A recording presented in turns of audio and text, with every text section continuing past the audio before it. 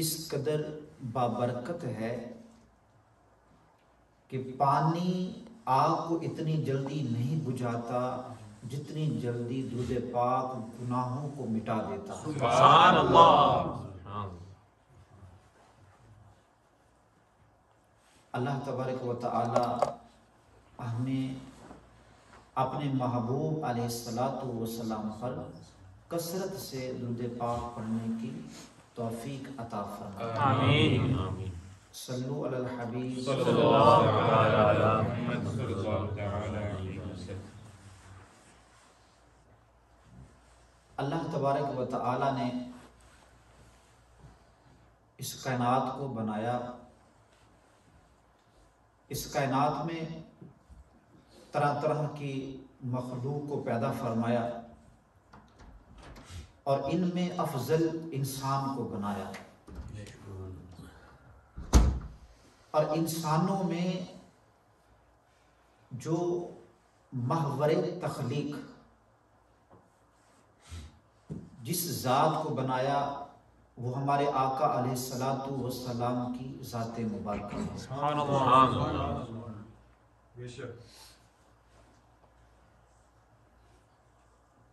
جہاں پر اور بہت ساری آیات مبارکہ میرے آقا علیہ الصلاۃ والسلام کی تعریف اور ان کی مدح و سرائی کر رہی ہیں، وہاں پر یہ آیہ مبارکہ بھی میرے آقا علیہ الصلاۃ والسلام کی وہ تعریف بیان کرتی ہے کہ جس سے عشاق کے دل جھوم اٹھتے ہیں.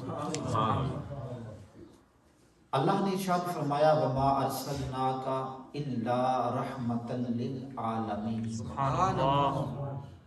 اور ہم نے آپ کو نہیں بھیجا مگر سارے جہانوں کے لیے رحمت بنا کر. یہاں پر کلام دو طرح سے پیش کیا جاتا ہے. ایک سادہ کلام جس طرح زید قائم کہ زید کھڑا ہے، اور ایک حسر کے ساتھ. ان میں فرق ہے.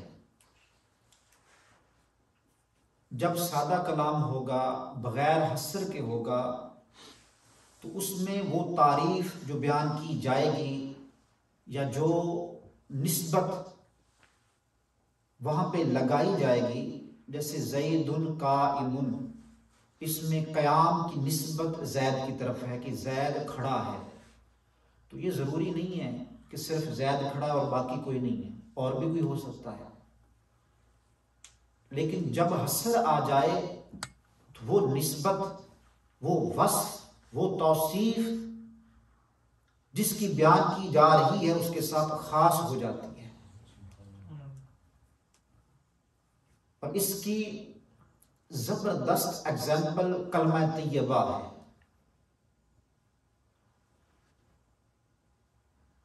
کہ یوں بھی ہو سکتا تھا کہ الہی میرا معبود اللہ اللہ ہے، لیکن کلمہ کس نے سکھایا؟ رب نے. اور وہ کیا ہے؟ لا الہ، کوئی معبود نہیں. پہلے نفی کر دی کہ یہ مت ذہن میں لانا کہ کوئی معبود نہیں الا اللہ، مگر اللہ. تو یہ حسر ہو گیا کہ اللہ ہی معبود ہے. اسی طرح وما ارسلناک، ہم نے نہیں بھیجا، ہم نے آپ کو نہیں بھیجا الا رحمت للعالمین، سارے جہانوں کے لیے رحمت بنا کر. سبحان اللہ. اب یہاں پر یہ حسر کیوں پیدا کیا؟ یہ رحمت تو اللہ نے ماں کے دل میں بھی ڈالی، ایک مومن کے دل میں بھی ڈالی. وہ بھی رحیم و کریم ہوتا ہے، شفقت کرتا ہے. کون سی رحمت ہے کہ اللہ نے حسر پیدا فرما دیا کہ محبوب جو تجھے یہ وصف دے رہا ہوں یہ کسی اور کے اندر نہیں ہے. تو اب اس بات کو ہم نے سمجھنا ہے. رحمت یہاں پر جو منصوب ہے یہ 3 طرح سے ہے. یا تو یہ مفعول لہو کی وجہ سے، اور مفعول لہو وہ ہوتا ہے کہ جس کی وجہ سے مذکورہ فعل صادر ہو. وہ جو کام کیا جاتا ہے کہ اللہ نے بھیجا، یہ ایک فعل ہے کہ اللہ نے بھیجا، تو وہ اس مفعول کی وجہ سے ہی آتا ہے. تو یہاں پر جو رحمتن ہے نا، رحمتن، تو یہ لأجلی ہی رحمت ہے کہ محبوب ہم نے تجھے اپنی رحمت کاملہ بنا کر اس کائنات کے اندر مبعوث کیا. بھیجنے کی وجہ یہی ہے کہ میری تم رحمت ہو. سبحان اللہ. میں مزید اس کو ایکسپلین کرتا ہوں. اللہ تبارک و تعالی کیا ہے؟ رحمان اور رحیم. اللہ الرحمن الرحیم، ہر نماز کی رکعت میں الرحمن الرحیم ہم پڑھتے ہیں. اللہ فرماتا ہے میں رحمان ہوں، رحیم ہوں. سوال ہوا کہ رحمت یہ رحمان کی اور رحیم کی کہاں ہے؟ یا اللہ تیرا یہ وصف ہے کہ تو رحمان بھی ہے، تو رحیم بھی ہے، دنیا میں تیرے یہ دونوں اوصاف بیان کیے جاتے ہیں، تیری یہ رحمت کہاں ہے؟ فرمایا میرا محبوب یہ میری رحمت ہے. سبحان اللہ. سبحان اللہ. سبحان اللہ. اب جب کوئی پوچھے کہ اللہ رحمان اور رحیم وہ رحمت کہاں، تو کہہ دینا وہ نبی کریم علیہ الصلوۃ والسلام ہے. سبحان اللہ. اور یہ ہے مفعول لہو سے پھر یہ جواب آئے گا کہ اللہ تبارک و تعالی نے اپنی رحمت دکھانے کے لیے کہ میری رحمت کیا ہے، وہ محبوب علیہ السلام کی ذات مبارکہ. اب ارسلناک، اس میں 3 چیزیں ہیں.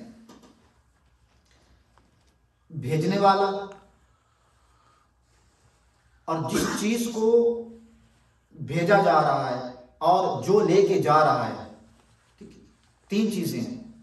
نمبر 1 بھیجنے والا، سینڈر، اور جو چیز بھیجی جا رہی ہے وہ کیا ہے؟ رحمت ہے. اور کس کے لیے بھیجی جا رہی ہے؟ عالمین کے لیے، سارے لوگوں کے لیے.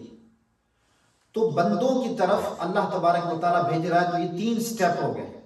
اس کو یوں ہی لے لیں کہ آپ نے پاکستان کوئی اپنے کسی رشتہ دار کو کوئی پارسل بھیجنا ہے، تو بھیجنے والے آپ ہوئے، اور جو لے کے جا رہا ہے وہ درمیان میں ہے، جو چیز لے کے جا رہا ہے، اور جس کی طرف آپ بھیج رہے ہیں وہ بندہ.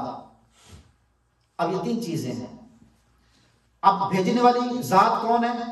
اللہ تبارک و تعالی کی. اور اللہ کس کو بھیج رہا ہے؟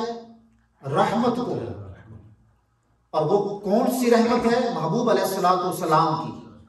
گویا کہ میرے آقا علیہ السلام کی ذات مبارکہ کے اندر جو وصف ہے رحمت کا، اس کو بھیجا جا رہا ہے.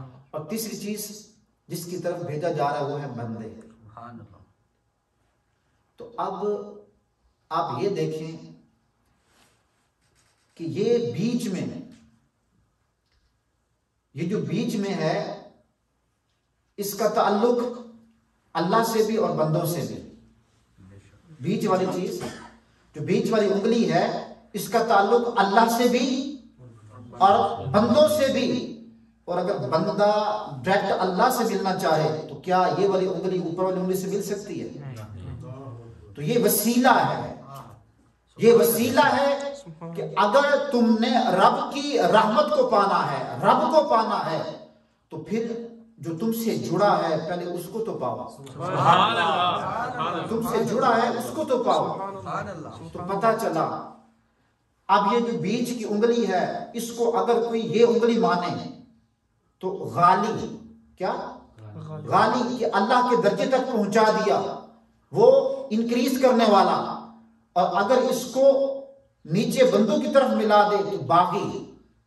پتہ چلا اہل سنت کا جو عقیدہ ہے وہ نہ باغی ہے نہ غالی ہے بلکہ بیچ کا راستہ. سبحان اللہ سبحان اللہ.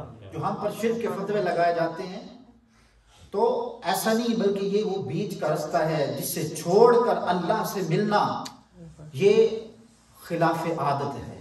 اللہ اللہ کیے جانے سے اللہ نہ ملے. اللہ والے ہیں جو اللہ سے ملا دیتے ہیں. سبحان اللہ. اور رحمت میں جو دوسری چیز ہے یا پھر یہ مضاف کی وجہ سے جو کہ معذوف ہے وہ ہے ذا رحمتن. یہاں پر پھر یہ رحمت جو ہے یہ مجرور ہوگا اور اس کا معذوف ذا نکالیں گے. ذا رحمتن کہ صاحب رحمت. اللہ نے آپ کو صاحب رحمت بنا کر بھیجا کہ آپ کا ہر عضو، آپ کا سر مبارک بھی رحمت، آپ کی آنکھیں بھی رحمت، آپ کا دل بھی آپ کا رحمت، آپ کا جسم بھی رحمت، آپ کے ہاتھ بھی رحمت، آپ کے پاؤں بھی رحمت. گویا کہ پورا جسم جو ہے آپ کا یہ سارے کا سارا اللہ تبارک و تعالیٰ نے اس کو رحمت بنا کر بھیجا. سبحان اللہ. اور تیسرا جو یہاں پر اگر اس کی ترکیب کریں گے تو یہ حال واقعہ ہوگا. اگر حال واقعہ ہوگا تو پھر اس کا مطلب یہ ہوگا کہ اللہ تبارک و تعالی نے آپ علیہ الصلاۃ والسلام کو اپنی وہ رحمت بنا کر بھیجا کہ جس سے رب کی اس امت کو، ان بندوں کو تخلیق کا مقصد سامنے آتا ہے کہ میں نے اپنے محبوب کو اس حال میں یوں بھیجا کہ اگر تم اس بھیجنے والے کو پہچاننا چاہتے ہو تو پھر میرے محبوب علیہ الصلوۃ والسلام کی پہچان ضروری ہے. تو بہت سارے علماء کرام نے اب اس رحمت للعالمین کے حوالے سے فرمایا کہ اللہ تبارک و تعالی نے جب اپنی ربوبیت کو بیان کیا تو کیا فرمایا؟ الحمدللہ رب العالمین. اب جب یہ فرمایا کہ تمام تعریفیں اللہ کے لیے ہیں جو عالمین کا رب ہے، تو یہی فارم، یہی صیغہ اللہ تبارک و تعالی نے اس آیت مبارکہ میں فرمایا کہ وما ارسلناک الا رحمتا للعالمین. تو جس چیز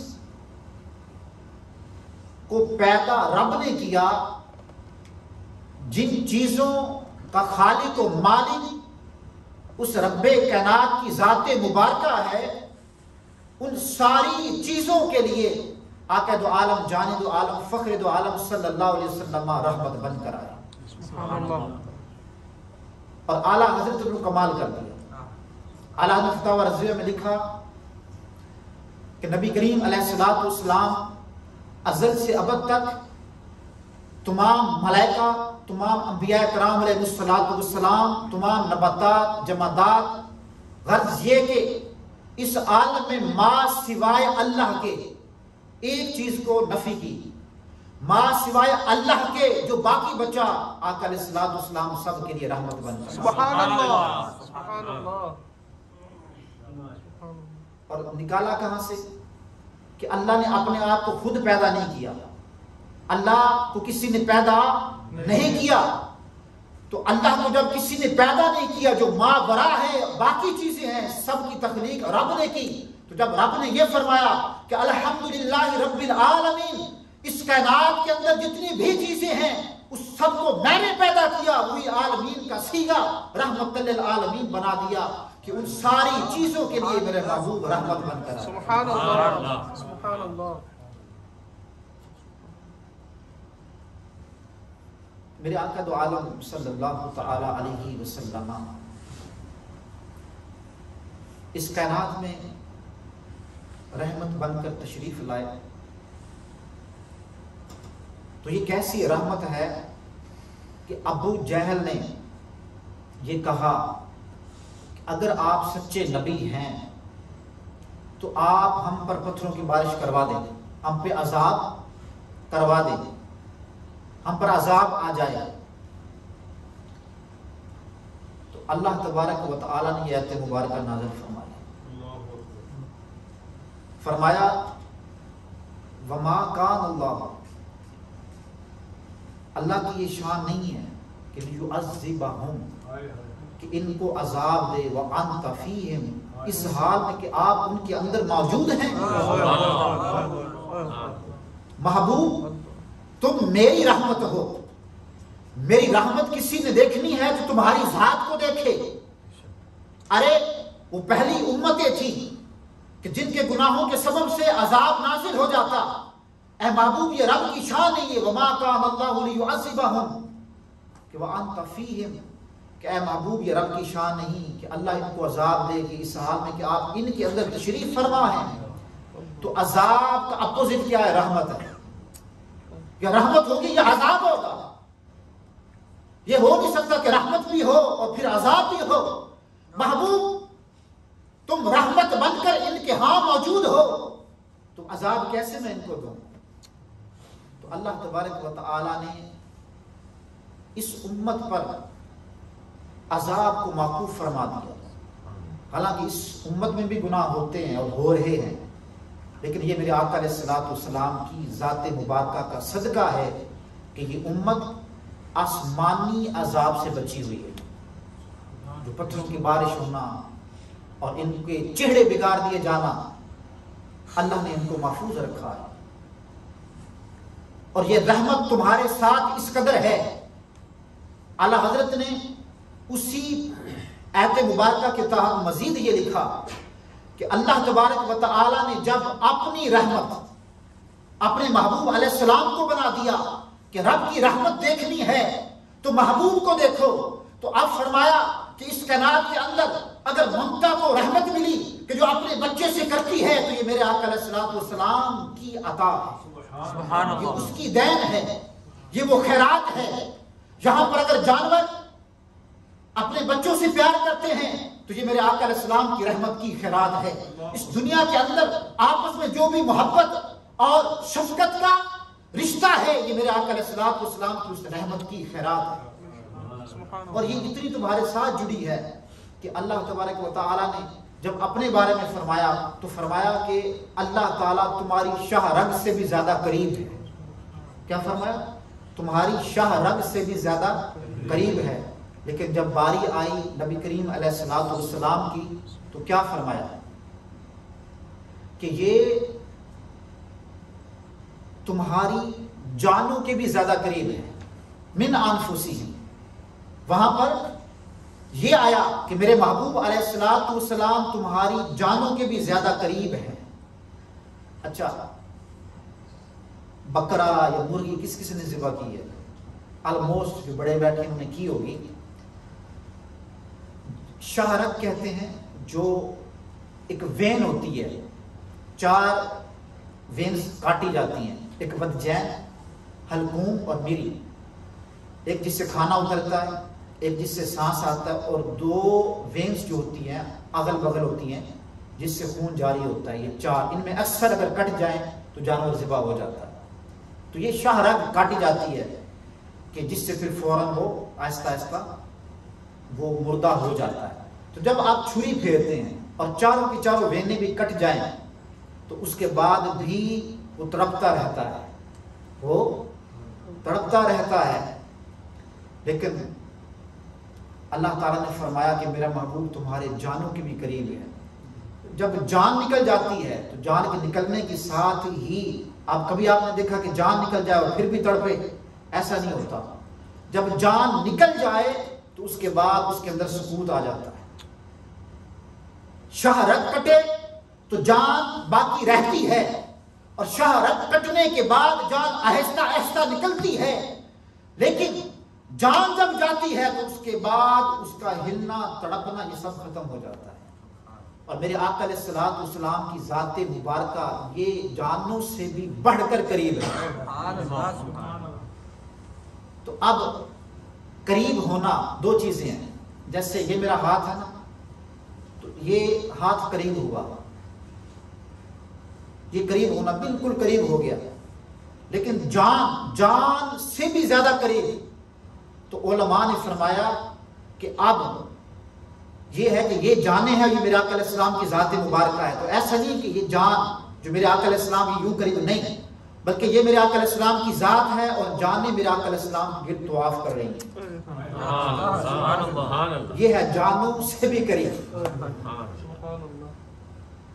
تو اب جس کے دل میں میرے آقا علیہ السلام کی محبت نہ ہو تو اس کا ایمان ہی نہیں ہے. جس طرح میرے آقا علیہ السلام کے اگر ساتھ یہ رشتہ، یہ محبت کا، یہ رحمت کا اگر کامل نہیں ہے تو پھر انسان مردہ ہے، گویا اس کا ایمان بھی مردہ ہے.